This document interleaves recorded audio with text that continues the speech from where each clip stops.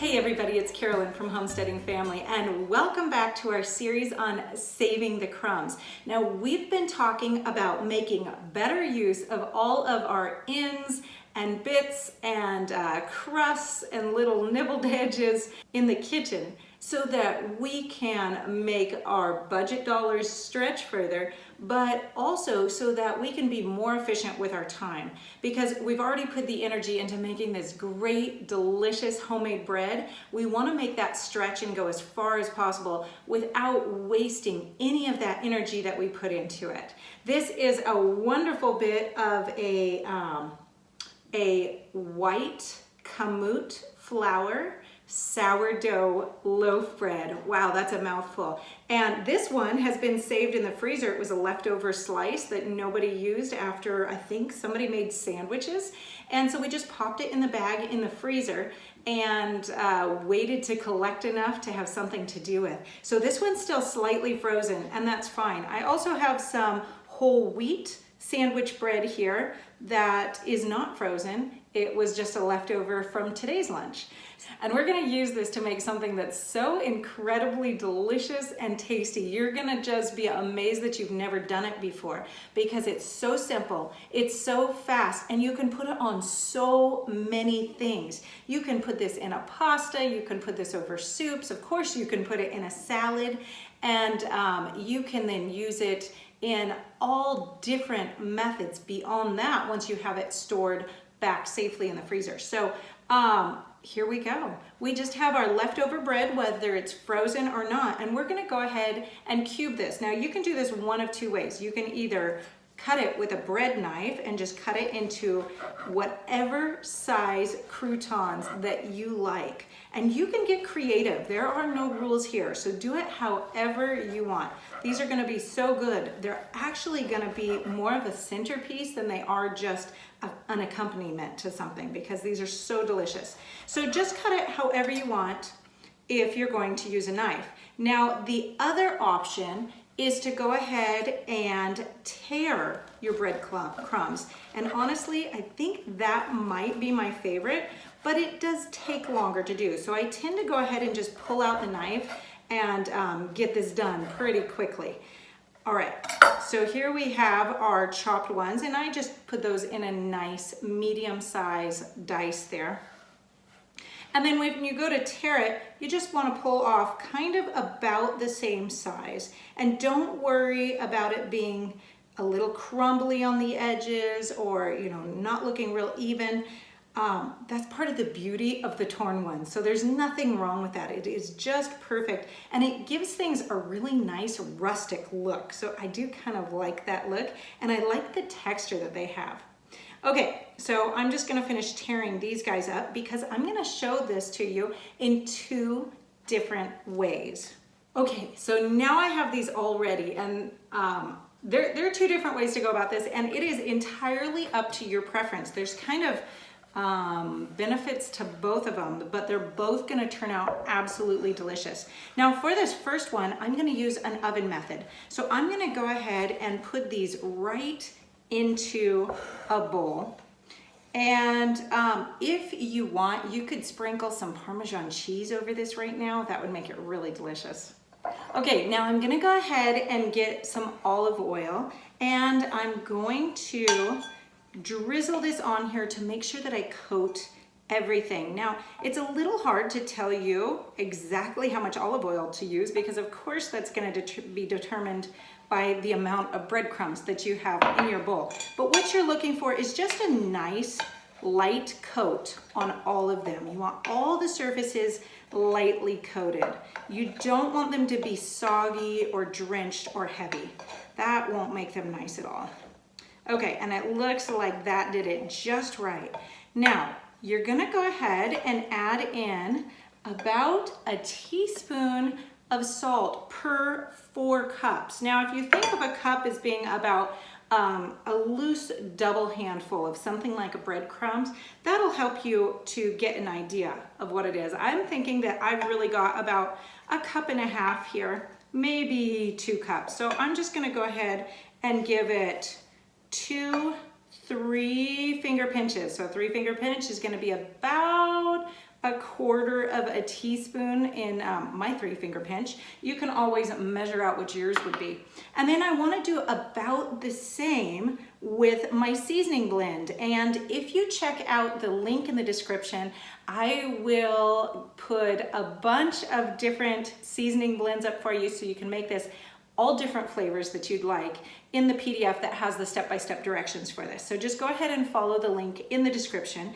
In this one, I have about equal parts of garlic powder and Italian seasonings. And I'm gonna do about the same here. I'm gonna give it about 2 good 3-finger pinches here so that I am working with approximately a 1/2 teaspoon for about 2 cups.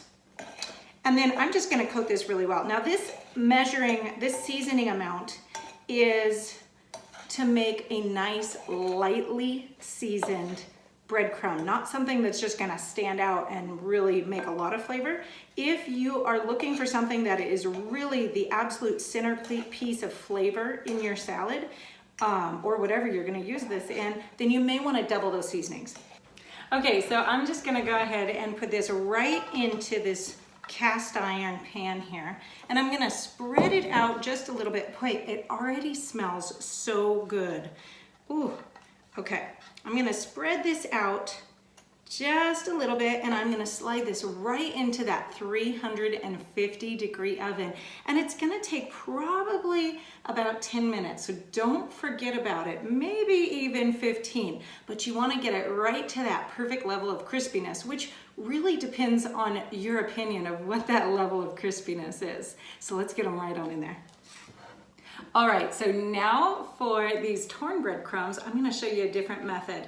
And I love this method if you wanna use some fresh garlic or anything fresh in your seasoning for your croutons.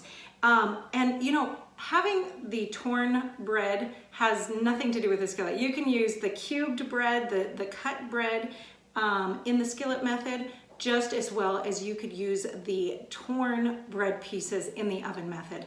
So let's see, the first thing that I'm gonna do for this is get a pan heating. You're gonna want it to be pretty hot for this, and a nice heavy bottomed skillet. So I'm just gonna give that a nice quick slice here. All right, now I have some homemade butter. You could use the store-bought or whatever it is you have on hand, but look at that beautiful color. And this pan is hot, so I'm gonna give this pan a generous dollop of butter. You want to have enough butter in there melted that your bread has something to really suck up to make these wonderful breadcrumbs. Now I love doing this nice and hot. It gives a real nice edge to the bread once it goes in, but you do need to be careful that you don't let that garlic burn. So here goes that garlic, and we're gonna be pretty quick with this because that butter is browning, and just get it in there and stir it around for just a moment. Just a moment, don't let it go long, and get that bread right on in there. Now, pretty quickly here, we're just gonna move it all around, making sure that garlic doesn't have a chance to burn, and get that bread all nice and coated. And then we're gonna go ahead and just turn the heat off and leave it alone. And this is why you want to have that heavy bottomed skillet. So it holds that heat for a minute, and it allows that bread to go ahead and just take a beautiful edge to it, cooking right on the edges. I see one that's a little double layered here. You want them to be single layer in the pan. And we're just gonna go ahead and let that be for a minute and let it cool. Now you could certainly add other flavorings into this while that butter is hot, right when you're putting that garlic right into it. You could add in other seasoning combinations. Any of the ones in the recipes that I'll include would be just fine, and let that butter kind of infuse with those flavors as it's hot and liquid before it sucks into that bread. Okay, now I really like this method because it's really fast. If you're just making up a quick salad and you're like, oh, I'd love to have some croutons, you can reach into your freezer, pull out some of that bread that you have that you've been storing and gathering whenever you find those extra little bits of bread laying around, and make up a batch of croutons really quickly. And while it's sitting here doing this, you can be off prepping your salad, making your dinner, whatever it is that you need to get done. So I love this method, but they end up with being two very different things. These always end up being a lot chewier, and they're wonderful. I love them for that, and that fresh garlic flavor is just so amazing. The ones in the oven are much more crunchy all the way through, and those are great too, so I absolutely love those. Now, if you want to make up a big batch of them and store them, I would really recommend using the oven method, because it just dries out those croutons more thoroughly, and so they will last for a long time if you can then keep them back in an airtight container in the refrigerator or in the freezer, and you're ready to just grab a handful of them and toss them into your family's dinner salad. Okay, so these guys are starting to cool down enough. They're still sizzling a little bit, but oh, look at that. They are just so nice. They've got nice brown edge to them. They're definitely not very crispy at this point. They will be a little bit more so when they cool all the way down in the pan, but they have this nice, chewy, dense texture. Oh, and that flavor is just so amazing.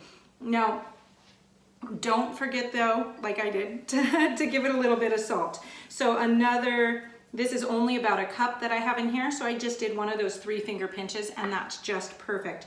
And oh, those are just absolutely delicious, and they're gonna be such a wonderful addition to your dinner. Okay, and here we have those oven-made croutons, and oh, these smell really good. They're really quite hot still, but they are nice and crispy, and look at that beautiful color on them. They just look so nice. Oh, can you hear that crunch? And they are so flavorful. They taste so good, and so easy to just grab when you've got them on hand and ready to go. So enjoy your croutons, guys.